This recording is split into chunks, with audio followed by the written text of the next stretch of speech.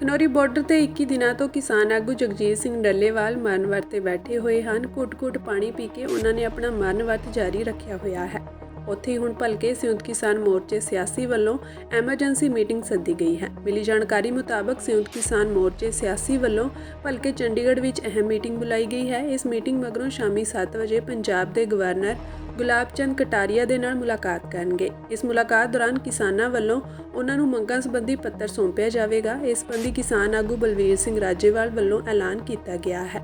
ਦੱਸ ਦਈਏ ਕਿ ਪਹਿਲਾਂ ਇਹ ਮੀਟਿੰਗ 24 ਦਸੰਬਰ ਨੂੰ ਰੱਖੀ ਗਈ ਸੀ, ਪਰ ਕਿਸਾਨ ਆਗੂ ਜਗਜੀਤ ਸਿੰਘ ਡੱਲੇਵਾਲ ਦੀ ਹਾਲਤ ਨੂੰ ਦੇਖਦੇ ਹੋਏ ਐਮਰਜੈਂਸੀ ਮੀਟਿੰਗ ਸੱਦੀ ਗਈ ਹੈ। ਕਿਸਾਨਾਂ ਦੀ ਇਹ ਮੀਟਿੰਗ 18 ਦਸੰਬਰ ਨੂੰ ਕਿਸਾਨ ਭਵਨ ਵਿਖੇ ਹੋਵੇਗੀ। ਇਸ ਵਿੱਚ ਸੰਯੁਕਤ ਕਿਸਾਨ ਮੋਰਚਾ ਸਿਆਸੀ ਦੇ तमाम ਨੁਮਾਇੰਦੇ ਪਹੁੰਚਣਗੇ।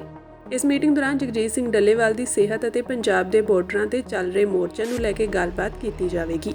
ਐਸਕੇਐਮ ਦੇ ਸਾਰੇ ਮੈਂਬਰ ਸਾਹਿਬਾਨ ਨੂੰ ਬੇਨਤੀ ਹੈ, ਮੈਨੂੰ ਜਿਸ ਤਰ੍ਹਾਂ ਸਾਰਿਆਂ ਨੇ ਸਲਾਹ ਨਾਲ ਫੈਸਲਾ ਕੀਤਾ ਹੈ ਕਿ ਸਰ ਜਗਜੀਤ ਸਿੰਘ ਡੱਲੇਵਾਲ ਦੀ ਖਨੌਰੀ ਬਾਰਡਰ ਉੱਤੇ ਭੁੱਖ ਹੜਤਾਲ ਕਾਰਨ ਜਿਸ ਤਰ੍ਹਾਂ ਸਿਹਤ ਦੀ ਹਾਲਤ ਵਿਗੜਦੀ ਜਾ ਰਹੀ ਹੈ, ਉਸ ਨੂੰ ਧਿਆਨ ਵਿੱਚ ਰੱਖਦਿਆਂ ਜਿਹੜੀ ਮੀਟਿੰਗ 24 ਤਾਰੀਖ ਨੂੰ ਰੱਖੀ ਸੀ, ਉਹ ਕੱਲ੍ਹ 18 ਤਾਰੀਖ ਨੂੰ ਚੰਡੀਗੜ੍ਹ ਵਿਖੇ 2 ਵਜੇ ਰੱਖੀ ਗਈ ਹੈ। ਸਾਰੇ ਸਮੇਂ ਸਿਰ ਪਹੁੰਚਣ ਦੀ ਕਿਰਪਾਲਤਾ ਕਰਨ ਤਾਂ ਕਿ ਆਪਾਂ ਕੋਈ ਠੀਕ ਫੈਸਲਾ ਲੈ ਸਕੀਏ।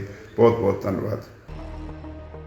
ਖਨੌਰੀ ਬਾਰਡਰ ਤੇ 21 ਦਿਨਾਂ ਤੋਂ ਕਿਸਾਨ ਆਗੂ ਜਗਜੀਤ ਸਿੰਘ ਡੱਲੇਵਾਲ ਮਰਨ ਵਰਤ ਤੇ ਬੈਠੇ ਹੋਏ ਹਨ। ਘੁੱਟ-ਘੁੱਟ ਪਾਣੀ ਪੀ ਕੇ ਉਹਨਾਂ ਨੇ ਆਪਣਾ ਮਰਨ ਵਰਤ ਜਾਰੀ ਰੱਖਿਆ ਹੋਇਆ ਹੈ।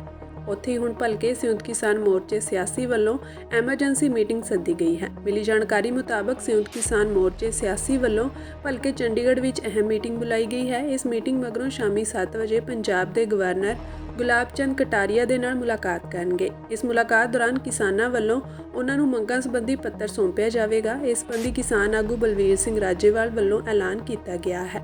ਦੱਸ ਦਈਏ ਕਿ ਪਹਿਲਾਂ ਇਹ ਮੀਟਿੰਗ 24 ਦਸੰਬਰ ਨੂੰ ਰੱਖੀ ਗਈ ਸੀ, ਪਰ ਕਿਸਾਨ ਆਗੂ ਜਗਜੀਤ ਸਿੰਘ ਡੱਲੇਵਾਲ ਦੀ ਹਾਲਤ ਨੂੰ ਦੇਖਦੇ ਹੋਏ ਐਮਰਜੈਂਸੀ ਮੀਟਿੰਗ ਸੱਦੀ ਗਈ ਹੈ। ਕਿਸਾਨਾਂ ਦੀ ਇਹ ਮੀਟਿੰਗ 18 ਦਸੰਬਰ ਨੂੰ ਕਿਸਾਨ ਭਵਨ ਵਿਖੇ ਹੋਵੇਗੀ। ਇਸ ਵਿੱਚ ਸੰਯੁਕਤ ਕਿਸਾਨ ਮੋਰਚਾ ਸਿਆਸੀ ਦੇ तमाम ਨੁਮਾਇੰਦੇ ਪਹੁੰਚਣਗੇ।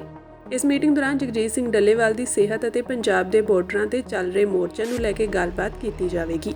ਐਸਕੇਐਮ ਦੇ ਸਾਰੇ ਮੈਂਬਰ ਸਾਹਿਬਾਨ ਨੂੰ ਬੇਨਤੀ ਹੈ, ਮੈਨੂੰ ਜਿਸ ਤਰ੍ਹਾਂ ਸਾਰਿਆਂ ਨੇ ਸਲਾਹ ਨਾਲ ਫੈਸਲਾ ਕੀਤਾ ਹੈ ਕਿ ਸਰ ਜਗਜੀਤ ਸਿੰਘ ਡੱਲੇਵਾਲ ਦੀ ਖਨੌਰੀ ਬਾਰਡਰ ਉੱਤੇ ਭੁੱਖ ਹੜਤਾਲ ਕਾਰਨ ਜਿਸ ਤਰ੍ਹਾਂ ਸਿਹਤ ਦੀ ਹਾਲਤ ਵਿਗੜਦੀ ਜਾ ਰਹੀ ਹੈ, ਉਸ ਨੂੰ ਧਿਆਨ ਵਿੱਚ ਰੱਖਦਿਆਂ ਜਿਹੜੀ ਮੀਟਿੰਗ 24 ਤਾਰੀਖ ਨੂੰ ਰੱਖੀ ਸੀ, ਉਹ ਕੱਲ੍ਹ 18 ਤਾਰੀਖ ਨੂੰ ਚੰਡੀਗੜ੍ਹ ਵਿਖੇ 2 ਵਜੇ ਰੱਖੀ ਗਈ ਹੈ। ਸਾਰੇ ਸਮੇਂ ਸਿਰ ਪਹੁੰਚਣ ਦੀ ਕਿਰਪਾਲਤਾ ਕਰਨ ਤਾਂ ਕਿ ਆਪਾਂ ਕੋਈ ਠੀਕ ਫੈਸਲਾ ਲੈ ਸਕੀਏ।